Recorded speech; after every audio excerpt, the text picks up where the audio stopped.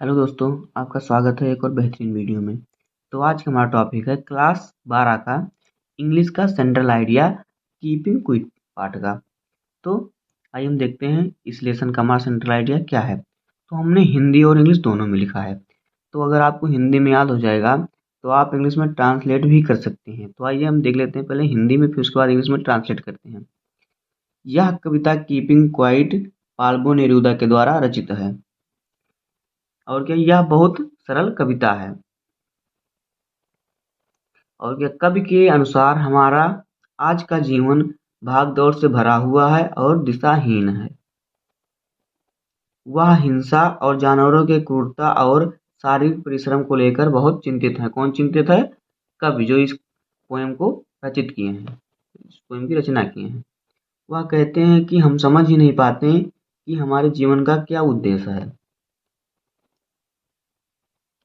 इस कविता में कवि कहता है कि ऐसी बहुत सारी समस्याओं को आत्मनिरीक्षण के द्वारा सरल तरीके से हल किया जा सकता है। तो आइए हम इसका ट्रांसलेट करते हैं और इसका इंग्लिश में हमारा हो जाएगा क्या, सेंट्रल आइडिया। और ये हिंदी में हमने सारांश लिखा है। तो अगर आपको इंग्लिश में याद करना है और आपको हिंदी में याद है तो इंग्लिश में ट्रांसलेट भी कर सकते हैं, नहीं तो आप इंग्लिश में भी याद कर सकते हैं। तो आइए हम इसका ट्रांसलेट करते हैं। पहले क्या कह रहा है? यह कविता कीपिंग क्वाइट पाल्बो नेरूदा के द्वारा रचित है। तो इसका हमारा क्या हो जाएगा? The poem keeping quiet is composed by Pablo Neruda. तो आइए इसे हम लिखते हैं। The poem the poem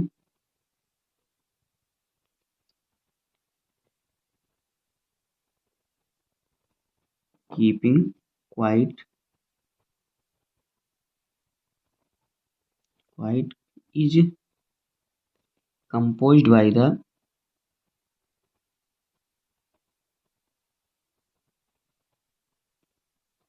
composed by the Palbo Neruda।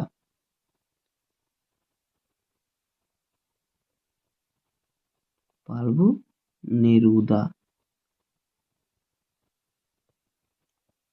दोस्तों, ये हमारा हो जाएगा पहले का ट्रांसलेट। तो हमें क्या लिखना है? हमें हिंदी में बोर्ड परीक्षा में हिंदी में नहीं लिखना, हमें इंग्लिश में लिखना होगा। तो हमें क्या लिखना है? आपको याद, आप ये अगर आपको याद रहेगा यह कविता कीपिंग क्वाइट पाल्बो नेरूदा के द्वारा रचित है, तो आप इसका ट्रांसलेट कर सकते हैं। The poem keeping quiet is composed by Pablo Neruda. तो कंपोज्ड का मतलब हमारा होता है रचित किया गया, रचनाकार। तो आइए हम आगे देखते हैं। यह बहुत सरल कविता है। It is very simple poem. इसकी इंग्लिश क्या हो जाएगी? तो हम इसे लिख देते हैं। It is very simple poem. It is very simple poem. आगे क्या कह रहा है हमारा? कवि के अनुसार हमारा आज का जीवन भाग दौड़ से भरा हुआ और दिशाहीन है। तो इसका हमारा ट्रांसलेट क्या होगा? Today our life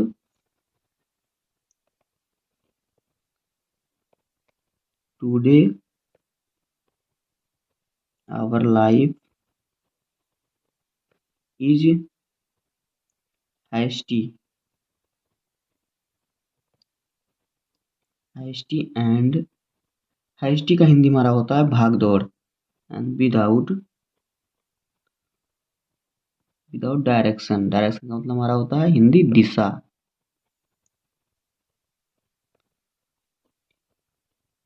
direction. तो देखते हैं। Today our life is very hasty and without direction. कवि के अनुसार क्या है? हमारा आज का जीवन भाग दौड़ से भरा हुआ। Today our life is hasty, भाग दौड़ से भरा हुआ और दिशाहीन।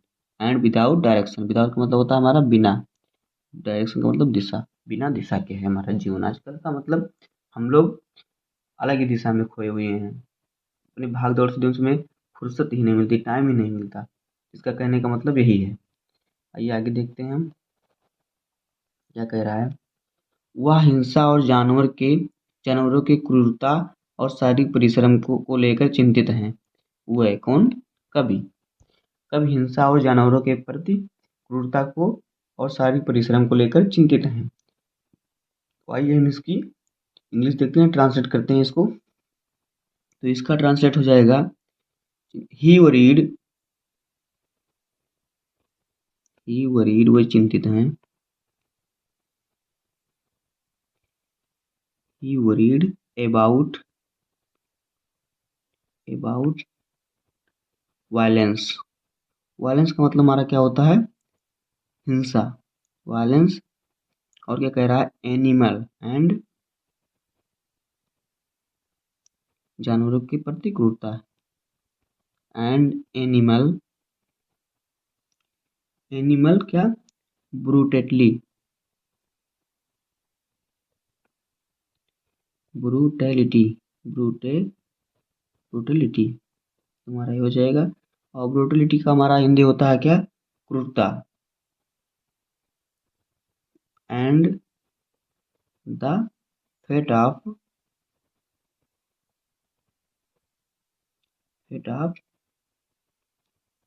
मैनुअल, का इंग्लिश हमारा क्या होता है, हिंदी शारीरिक। और लेबर का मतलब हमारा होता है परिश्रम, तो हम यहाँ पे लिखेंगे लेबरस। तो क्या हो जाएगा हमारा, ही वरीड, वह चिंतित हैं, अबाउट वायलेंस, हिंसा, एंड एनिमल, क्या, ब्रूटेलिटी, एंड जानवरों के प्रति क्रूरता, and the fate of manual labourers, मतलब कि वो शारीरिक परिश्रम को लेकर चिंतित है, शारीरिक परिश्रम और हिंसा और जानवरों के प्रति क्रूरता को लेकर वह चिंतित है। कौन चिंतित है, कब चिंतित है। तो आप हिंदी भी लिख सकते हो, इंग्लिश भी लिख सकते हैं। आपको बोर्ड परीक्षा में सिर्फ इंग्लिश लिखना है, याद करने के लिए आप हिंदी का प्रयोग भी कर सकते हैं। और क्या हमारा, वह कहते हैं कि हम समझ ही नहीं पाते कि हमारे जीवन का उद्देश्य क्या है। इसका हमारा इंग्लिश हो जाएगा, वह कहते हैं सी से,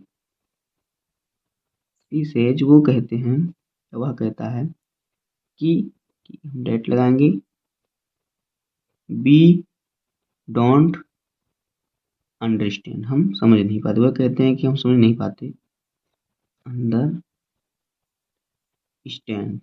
the purpose of life. Purpose का मतलब आता है उद्देश्य, इरादा, पर्पज ऑफ लाइफ। हम ये समझ नहीं पाते कि हमारे जीवन का उद्देश्य क्या है। आपको इतना ही लिख देना है। आइए आगे देखते हैं, आपको पूरा नंबर मिलेगा। इस कविता में कवि कहता है कि बहुत सारी समस्याओं को आत्मनिरीक्षण के द्वारा सरल तरीके से हल किया जा सकता है। तो इसका हमारा इंग्लिश में ट्रांसलेट क्या हो जाएगा, इन दिस पोएम, इस कविता में, इन दिस पोएम, इस कविता में कवि कहता है, the poet say that, the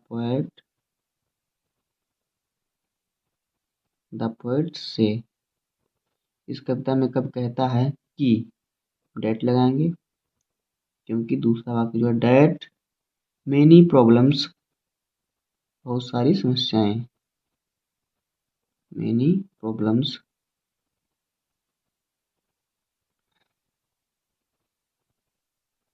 many problems can be solve,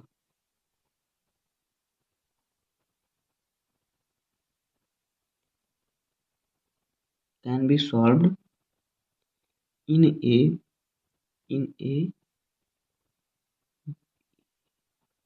in a very easy way,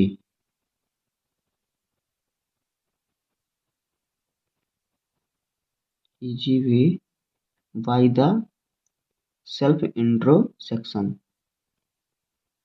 by the self